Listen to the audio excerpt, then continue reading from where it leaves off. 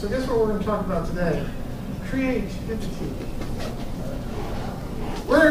Open up to start us off in Genesis chapter 1. Because we're talking about the image of God. We're talking about what God is like. What he looks like is something that we'll never know exactly. But what he is like. See, when I think of images, I'm a photographer. And when I think of the word image, I think of taking a picture and showing the image of that person.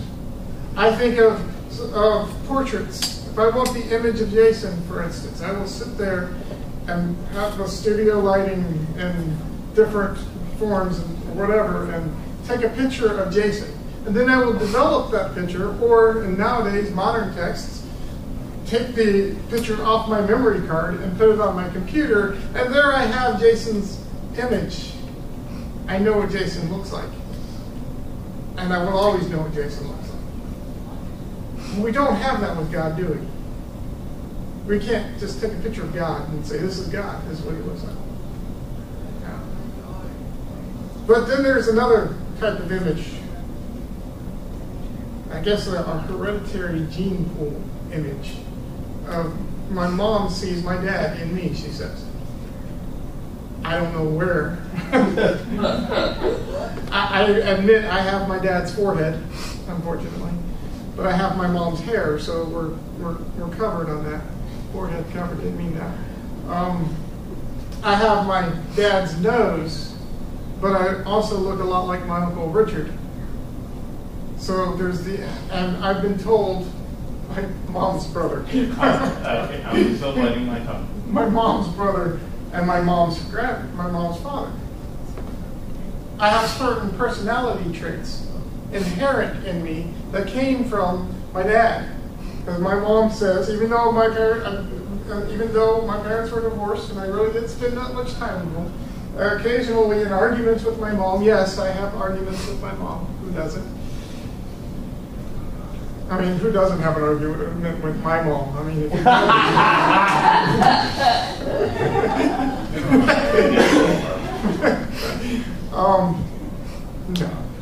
I love my mom. Everybody loves my mom. But when I have arguments with my mom, there are times she says, "You remind me of your father." I'm like, "How is that possible? I'm not around him to get the traits." So there are personality traits embedded in us that are our parents. I was watching Friends the other day. Ever seen the TV show Friends? Rachel and Joey Rachel's trying to teach Joey how to sail a boat. And the quote came out and suddenly she says, "Oh my gosh, I just reminded myself of my father. I've been trying so hard to not be like my mother. I didn't see this one coming." So we have traits of our parents, of people, of our ancestors, inherent in us somehow, in some way. And that's true with God. We have the image of God inside us. We may not look like God, not knowing what God looks like. But we have there's parts of God in us. The Bible tells us, Genesis chapter 1 says that let us make man in our own image, and God created man in his image, male and female, and created them. So I had to think about, where do we start off with? What do we start off with? And I started off with the first image we see of God. Genesis chapter 1, verse 1. It doesn't start off to say, as most folks say, this is going to be the life story of God and his people. Or this document is presented to prove that God exists. It says, no, it starts off with the assumption that God exists. It starts off with, in the beginning, God. And the first image we see of God is, it says, in the beginning when God created the heavens and the earth. The first image that God presents himself with is that of creator. The person who created this whole world, everything we see, everything that we know, all the grand canyons of the world, the rivers, the beautiful sunsets are attributed to God. Now, I tried to avoid even mentioning the whole construct of creationism versus evolution, but there was this guy that I knew when I was a kid that I loved to watch on TV. He was so well known in the science world that he was called the science guy. All right? Bill Nye, the science guy. Now, that song is going through my head right now, so I'm going to try to quote that song out. Bill. So he recently came out, I saw on somebody's Facebook page that he recently came out calling us stupid, pretty much, and not so many words, for believing in creationism. I want to go on record and say this. I believe in evolution, but not the way evolutionists believe in it. I believe in evolution among species. I believe that if you took a hamster, I'm thinking of hamsters. I believe if you took a Chihuahua and you started breeding Chihuahuas in Alaska, that ultimately, and if you continue the Chihuahua breed in Alaska, eventually that Chihuahua will be different. I believe we adapt to our environments. How? Well, you look at how many geckos there are out in the world. How many different little species of a lizard called a gecko are in many different places of the world. It's all a gecko, but it all looks different, and they have different abilities considering their environment. Do I believe a gecko can become a dog?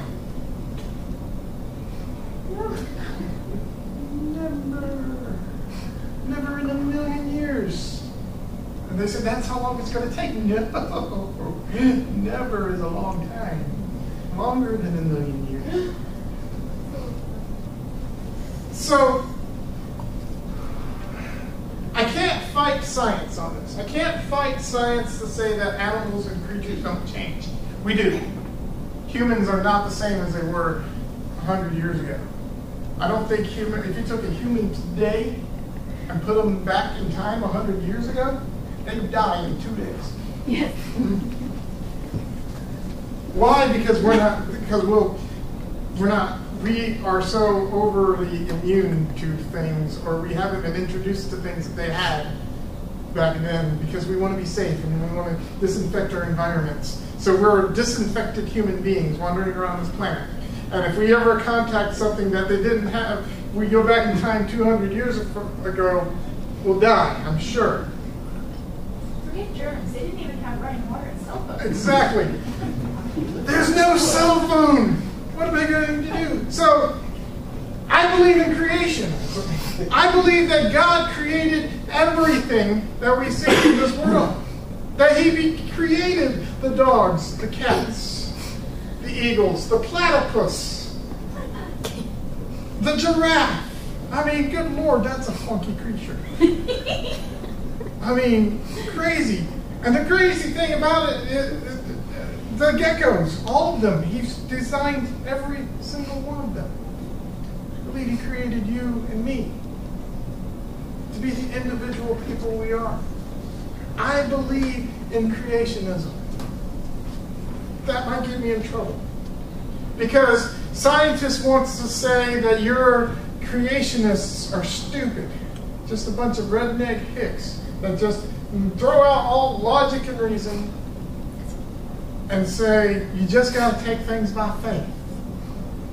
And yes, every Christian they mock sounds like a Southerner. I'm offended on two reasons, two levels for that. One is, the Christian thing. The other is they think all Southerners are stupid. We're not. We just don't want to think like you guys do. So, to believe that God is the ultimate creator, to believe that God is the ultimate designer of all of these things is important. It doesn't take faith out. I mean, does it take logic and reason away? No, because somehow all of this stuff works together in a great and unique and a positive way. that everything is connected in one form or another. That habitats are destroyed when one thing is removed and it's changed. Why? Because everything in that habitat works together, right down from the smallest little germ to the most insignificant looking plant to the greatest animal in that habitat. And everything works together perfectly. There are ants who work on these. If the ants were gone, certain ants were gone from this plant, the plant would not know what to do because the ants are gone. There are bugs who would disappear if certain plants are gone. Why? They all work in a complex system, and somebody wants me to believe that all of this just kind of happened. I took apart my watch the other day. Well, a long time ago, and I looked at the insides of it. I couldn't figure out how to put it back together. But I looked at the insides of it, and I said, wow, there is no way that could have just happened. Oh no, that's a bad creationist argument. Huh? That's one of those cheesy creation arguments that we say, these complex systems, they just don't happen. An evolutionist would say, well, eventually the world figured out this is the way you needed to work together. Well, that's stupid. I don't want to be proving my point that all Christians are stupid, so I'm going to stop talking because there are people about this. It's the important thing to know that the first image of God we find in the Bible is a creator. And jump over to John chapter 1. Usually I'm not a scripture jumper. You know this. I like to hang out in one verse, one chapter, and just stay there and talk about things. But I can't find one that says be creative in your life. So what I'm doing is I'm looking at things, and this is similar to Genesis chapter 1, because it says, in the beginning was the Word. The Word was with God, and the Word was God. He was in the beginning with God. All things came into being through Him, and without Him, not one thing came into being which has come into being. In Him was the life, and the life was the light of all people. What? Not that we were laughing. Yeah. I have interesting hand movement. God says all things are created through Him.